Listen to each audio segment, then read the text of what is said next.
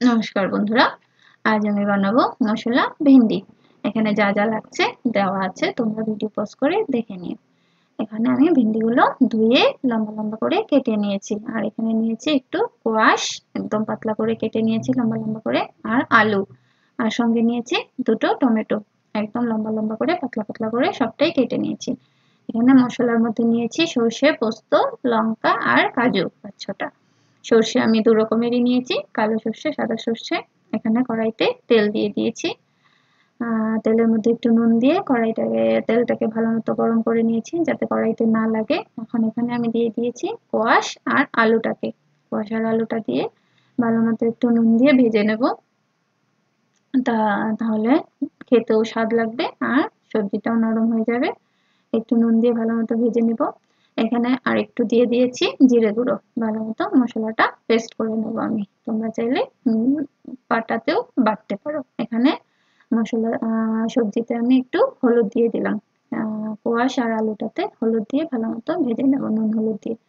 এখন আমি উঠিয়ে নিয়েছি সবজিগুলো, উঠিয়ে নিয়ে আর একটু তেল দিয়ে দিয়েছি ভেন্ডিগুলো। ভেন্ডিগুলো দিয়ে ভেন্ডিটাও আমি সেম প্রসেসে নুন হলুদ দিয়ে ভেজে নেব। এখানে নুন হলুদ দিয়ে ভেজে নিচ্ছি। তারপরে এখানে আমি এটা ভাজতে ভাজতে আবার আমি এখানে দেখো, এখানে ভেন্ডি জল বেরিয়ে সুন্দর নরম হয়ে গেছে, ভেন্ডিটা ভাজাও হয়ে যাবে একটু সময়ের মধ্যেই। আর এখানে আমি কড়াইতে দিয়ে দিয়েছি তেল, তেলের মধ্যে আমি দেব কালো জিরে ফোড়ন, আর এখানে আমি দেখিয়ে দিচ্ছি আমার পেস্ট করা হয়ে গেছে, সঙ্গে টমেটোটাও নিয়ে নিয়েছি। এখানে পেস্ট করা মশলাগুলো দিয়ে দিলাম কালো জিরে ফোড়ন দিয়ে।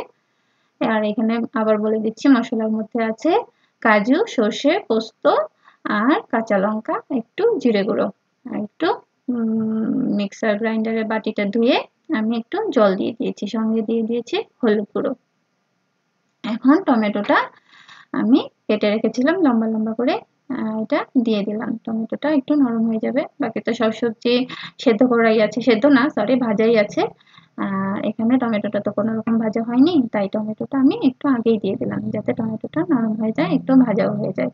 আর এখানে টমেটো নরম হওয়ার জন্য দিয়ে দিয়েছি নুন, পরে যদি আর একটু দরকার পড়ে তাহলে আর একটু দিতে হবে, এখানে আমি একটু কমই দিয়েছি। দেখো আমার এখানে ভেন্ডি ভাজাও হয়ে গেছে, ভেন্ডি ভাজা হয়ে গেছে, আমি ভেন্ডিটা উঠিয়ে নেব।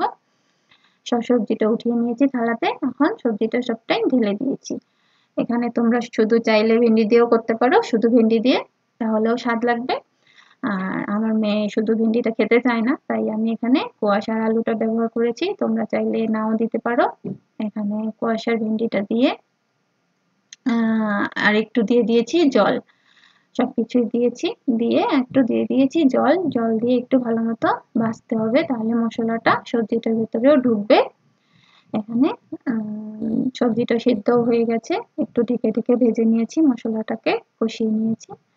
এখানে হয়েই গেছে পুরোপুরি রেডি মশলা ভেন্ডি। তোমরা চাইলে শুধু ভেন্ডি দিয়েও করতে পারো। আবার বলছি, এখানে নুন চিনি দিয়ে আমি নামিয়ে নেব ভেন্ডি মশলা। আর আমার ভিডিও যদি ভালো লাগে তাহলে প্লিজ লাইক শেয়ার করবে, আর আমার চ্যানেলটাকে সাবস্ক্রাইব করে দিও। অনেক অনেক ধন্যবাদ তোমাদের আমার ভিডিও দেখার জন্য, আমার চ্যানেলটাকে সাবস্ক্রাইব করার জন্য। সাবস্ক্রাইব করে দিও প্লিজ আমার ভিডিওটাকে। দেখো ভেন্ডি মশলা তৈরি হয়ে গেছে, তোমরা এইভাবে করে রান্না করে খেয়ে দেখবে, অনেকটাই স্বাদের হয়। দেখো পুরোপুরি রেডি। নমস্কার বন্ধুরা, টাটা।